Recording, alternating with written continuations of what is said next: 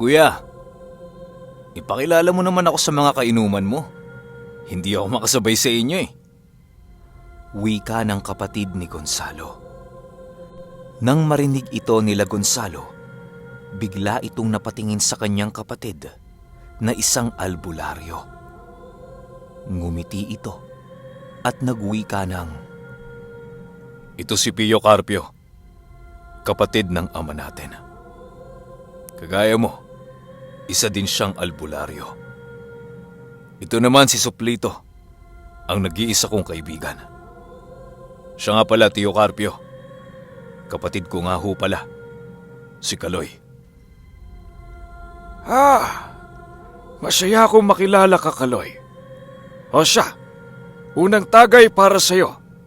Isabay natin sa pagdiwang ng kaarawan ni Nognog ang ating pagkikita. sagot naman ni Pio Carpio. Dahil sa nalaman nito na isang albularyo din itong si Kaloy, pinili ni Pio Carpio na muling mag-umpisa ng kanyang karanasan. Tinanong pa nito si Kaloy kung nais niyang sumali sa kanilang grupong binuo ng mga dalubhasang albularyo. Nais mo bang sumali sa aming, Kaloy? Kagaya ng kuya mo, siya din mismo ay sasali sa aming samahan. Magiging masaya ang aming pinunong si Sedes kapag nalaman nito ang aking mga nahakot na kaanib. Ang kaso nga lang, medyo palamura ang aming pinuno. Dagdag pa ni Carpio. Sedes? Sandali lang. Parang pamilyar ang pangalang yan, Tio Pio. Ilang taon na ang nakakaraan. Isa sa mga pinakamalakas kong tauhan ang umuwi sa baryo namin. At tinanong ko siya kung ano nangyari. Bakit mag-isa na lang siyang bumalik sa baryo? Samantalang, 10 silang umalis nun para kumuha ng pagkain namin. Siya na lang mag-isa ang nakabalik at putol ang isang buong braso. Bago siya binawian ng buhay, may binanggit siyang ganyang pangalan. At dagdag niya pa, merong kasama yang Sedes na yan na isang lalaki na hindi nila kayang sundan ng bilis. Wala na siyang nabanggit na iba pang impormasyon tungkol sa dalawa, kaya hindi na namin napuntahan. Singit naman ni Gonzalo na biglang nawala yung pagkalasing nang marinig niya ang pangalang Sedes. Siyempre, pamilyar yan. Isa yan sa nilapitan ng iyong ama sa Siraway. Alam mo kasi, Gonzalo, maraming bagay ang nangyari noong kapanahunan pa ng iyong ama. Sa taong 1906, nakilala ng ama mo ang pundasyon ng samahang kinabibilangan ko.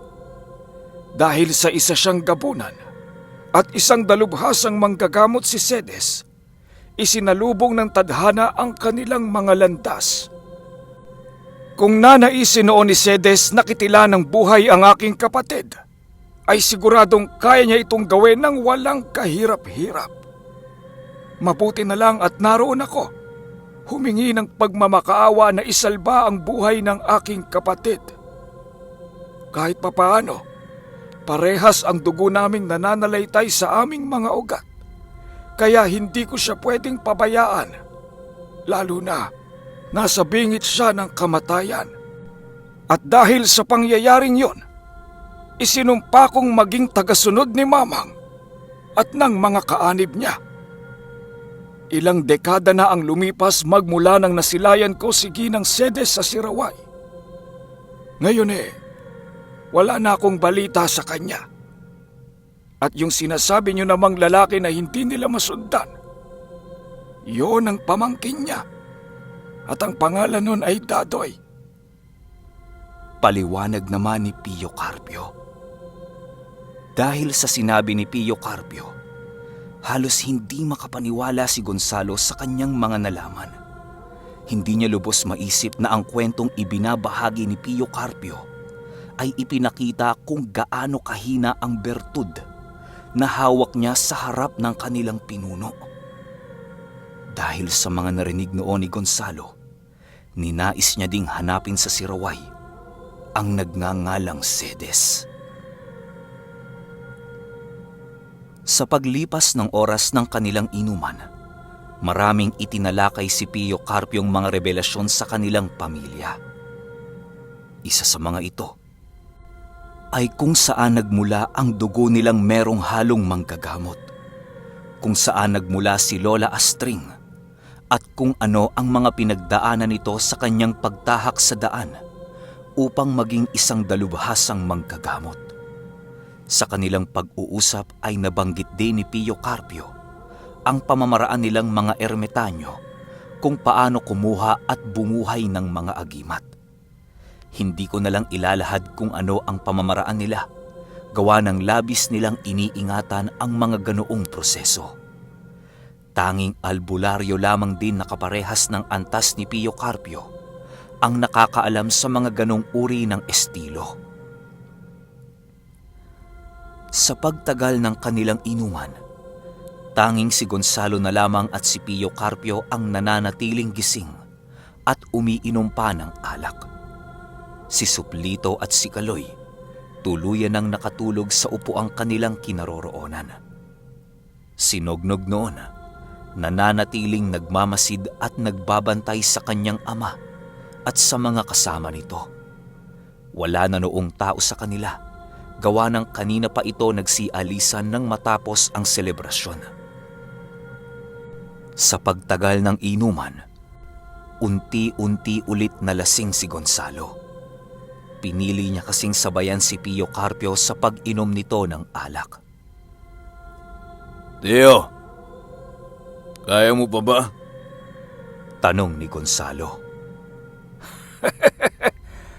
Alam mo, iho, lahat ng ermitanyo ay palainom. Hindi kami masyadong tinatamaan ng alak kahit buong magdamag pa kaming iinom. Napakahina naman itong pamangkin ko at hindi kaya makipagsabayan sa akin. Sagot naman ni Pio Carpio. Ilang minuto pang pag-iinom nila Gonzalo, pinili na lamang ni Pio Carpio'ng itigil na ang kanilang kasiyahan.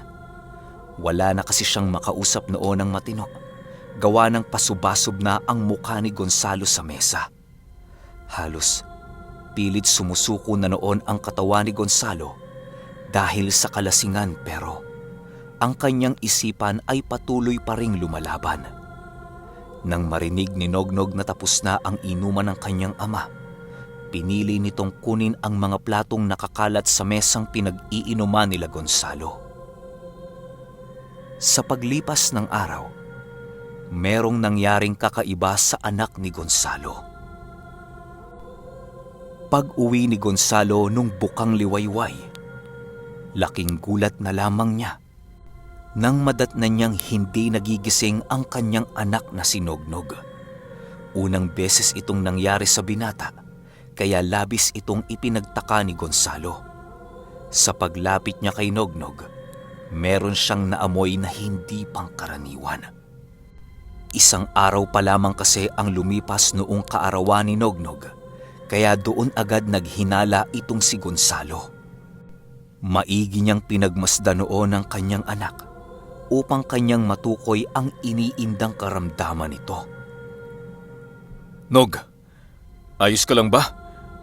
May masakit ba sa'yo? Tanong dito ni Gonzalo. Aminado kasi noon si Gonzalo na hindi niya nabantayan ang pinaggagawa ng kanyang anak noong mga panahong kaarawan nito. Nakatuon lamang kasi noon ang wisyo ni Gonzalo kay Pio Carpio at sa kanyang mga kainuman.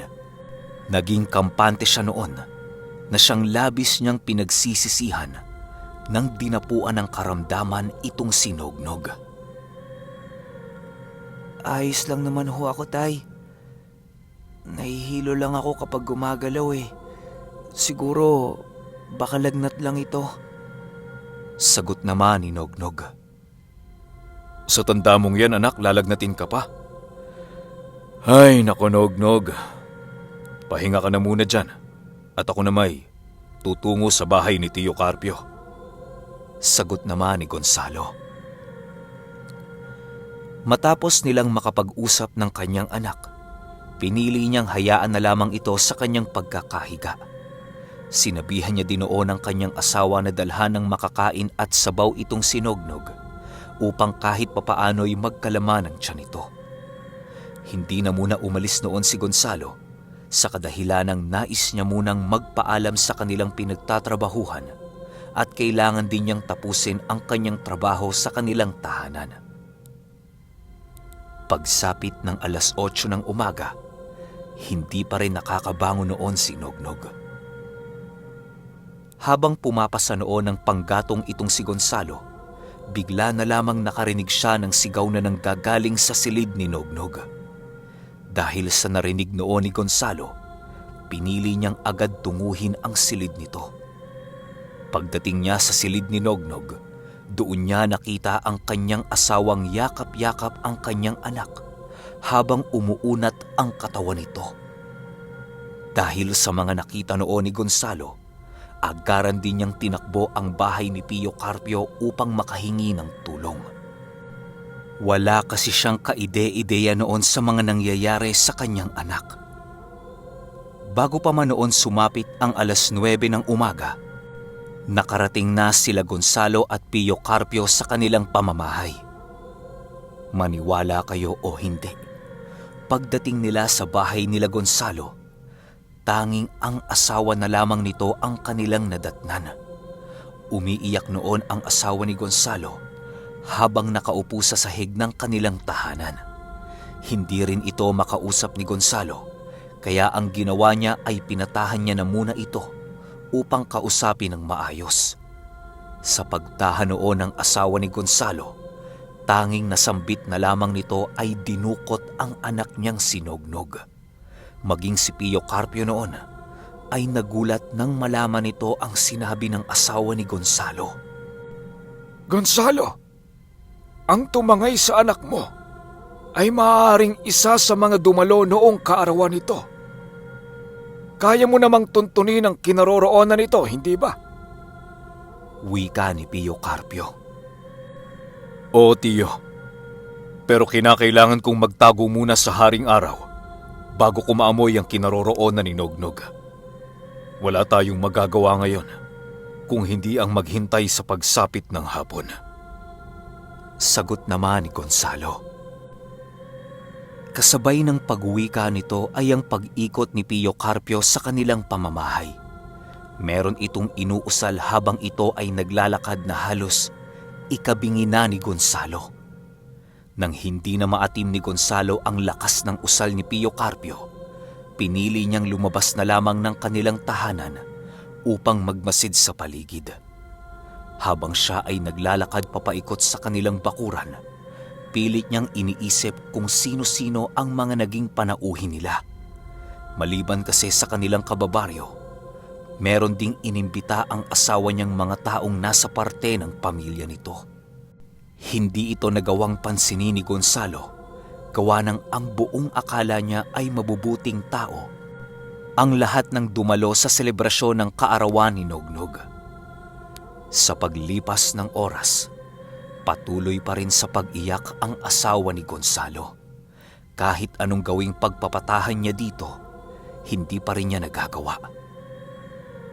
Pagsapit ng hapon, doon na inumpisahan ni Gonzalo na hanapin ang salarin sa pagkawala ni Nognog.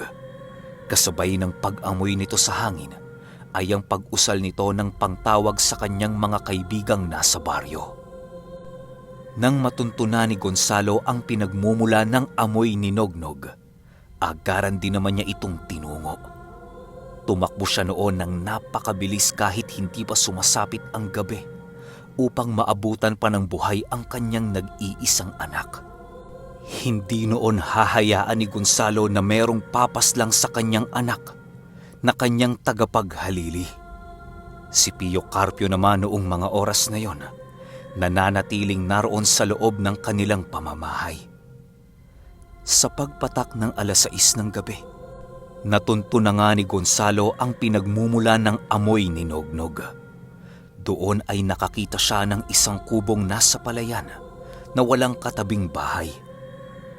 Dahan-dahang lumapit doon si Gonzalo upang maging handa sa sinumang naroon sa bukid. Nakatatak na noon sa isipan ni Gonzalo na hindi niya bubuhayin ang sinumang nagtangka ng masama sa kanyang pinakamamahal na anak.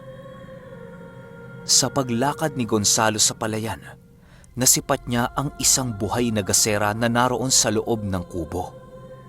Agaran din ang pagpakawala niya ng mga engkantasyong kanyang kinakailangan upang makapagpalit siya ng kaanyuan. Nang maging demonyo na itong si Gonzalo, agaran din ang paglapit niya sa kubo. Habang siya ay gumagapang sa maliit na palay, rinig na rinig niya ang paghinga ni Nognog. Dahil sa talas na din ng paninginoon ni Gonzalo, kitang-kita niya si Nognog na nakahiga sa higaang naroon sa kubo. Nakatali ang paa at kamay nito at namumutla na ang muka. Animoy nawawala na ito ng buhay nang makita ito ni Gonzalo. Dahil sa kanyang kagustuhang mailigtas ang kanyang anak, agaran niya ding pinasok ang kubo. Wala naman kasi siyang nararamdamang nilalang sa lugar na yon, kaya hindi na siya nagdalawang isip na pasukin ito.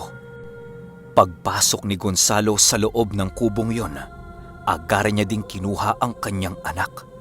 Dali-dali niya itong ibinalik sa kanilang tahanan upang ito ay ipakonsulta kay Pio Carpio.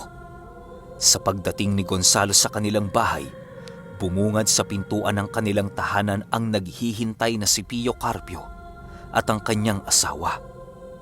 Nang makita ni Pio Carpio na masama ang kalagayan ng kanyang apo, pinili niyang ilabas agad ang habak na isa sa kanyang mga gamit. Halos mabulag noon si Gonzalo, gawa ng labis itong nakakasilaw para sa kanyang paningin. Gonzalo, ilagay mo si Nognog sa higaan. Ako na ang bahalang gumamot dyan. Wika ni Pio Carpio. Agaran din naman itong tinugo ni Gonzalo, gawa ng alam niya kung ano ang kalibre ng kanyang tiyuhin bilang isang ermitanyo. Sa paggamot dito ni Pio Carpio, marami siyang dinidikdik na halamang gamot na siyang ipinapainom noon kay Nognog. Matapos niya itong painumin, hinawakan niya ito sa ulo habang nag-uusal. Ang ginagawa noon ni Pio Carpio ay tinutukoy ang nilalang na gumawa noon kay Nognog. Ilang minuto pa ang lumipas, biglang dumilat noon ang mga mata ni Nognog habang sumisigaw. Pilit itong kumakawala pero hindi nito kakayanin ang hindi ordinaryong lakas ni Gonzalo. Nang madakip na ni Pio Carpio ang wisyo ng tumangay sa katawan ni Nognog, doon na nila ito kinausap at tinanong kung ano ang nais nito sa bata. Habang walang kaide-ideya noon ang nilalang, pilit itong tinatanong ni Gonzalo. Nasaan ako? Nasaan ako? Paano niyo ako natunton? Wika ng nakasanib kay Nognog. Ibang-iba ang boses ni Nognog noon, gawa ng dalawang tinig ang nagsasabay sa bawat pagsalita nito. Agaran din namang tumahimik ang nilalang na yon, na parabang tuluyan na itong nakawala sa pagkakadakip ni Pio Carpio. Sa pagtanong pa nila kay Nognog, alulong na lamang ng isang nilalang ang sumasagot sa kanila. Marahil ay sinakripisyo yon ng taong gumawa noon kay Nognog, kaya ito ay nakatakas sa mga kamay ni Pio Carpio. Nang hindi na ito makausap ng maayos nila Gonzalo, pinili na lamang ni Pio Carpiong sunugin ang nilalang na nasa loob ni Nognog. Matapos niyan ay nagwika si Pio Carpio ng, Amuyin mo, Gonzalo. Nariyan ang taong nais dumukot sa iyong anak. Hanapin mo kahit saang lupa-lupa ito nagtatago. Dali-dali namang inamoy ni Gonzalo ang katawan noon ni Nognog upang tukuyin ang taong pangahas na gumawa ng hindi kaaya-aya sa kanyang anak. Nang maamoy na ito ni Gonzalo, agaran itong napatingin sa kanyang asawa. Mahal, kilala ko na ang may gawa. Ang amoy na nalanghap ko sa katawan ni Nognog ay ang amoy ng isa sa mga pinsan mong bumisita dito. Naghangad siya ng pagkasira ng aking anak.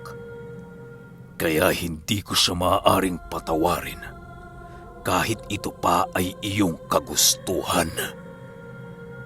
Nanggigigil na wika ni Gonzalo.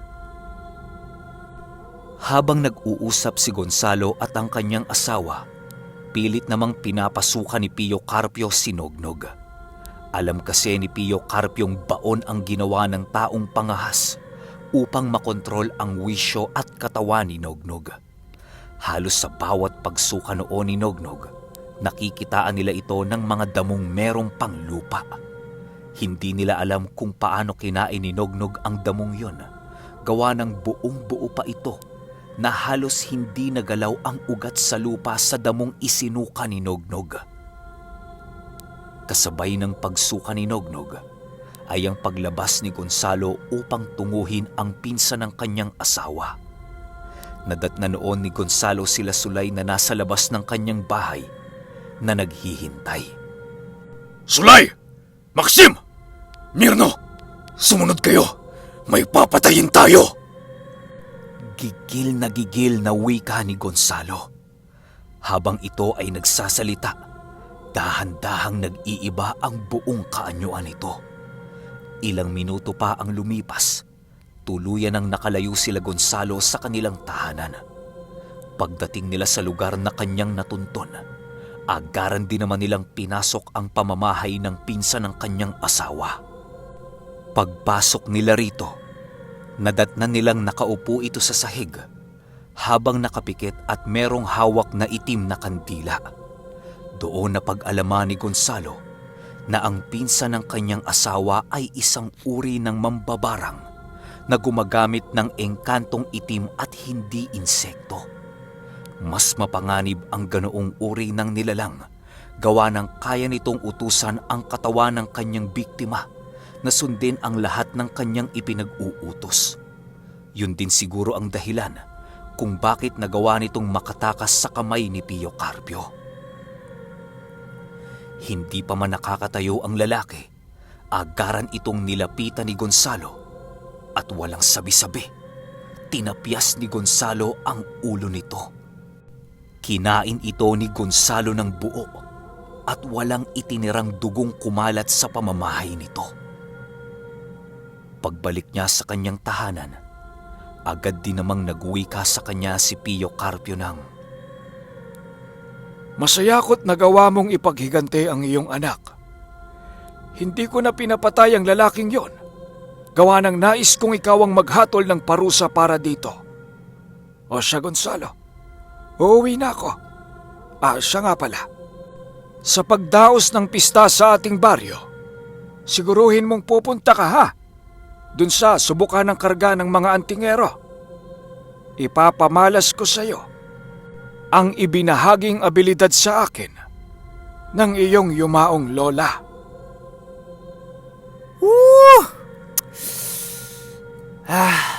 Alam nyo ba, share ko lang. Mula top nitong storya na binabasa ko hanggang dulo, nakataas lahat ng balahibo ko. Lalo na nung, bakit ganun? Paano, ewan ko, hindi ko ma-explain paano nagkaroon ng connection. Tsaka yung taong 1960. Balikan nyo yung kwento natin, Mamang. Balikan nyo yung kwento natin na Mamang. Tsaka explain ko lang din kung bakit wala na rin Mamang. Pero hindi dito, baka post na lang para marami makabasa sa inyo. Tsaka bawal ko na rin kasing ilagay yun sa YouTube ko, yung word na Mamang. Hindi na pwede yun. Basta explain ko sa inyo kung bakit. Kita-kits tayo sa 16. Meron pa tayong isang episode. Pahintay ako. Salamat.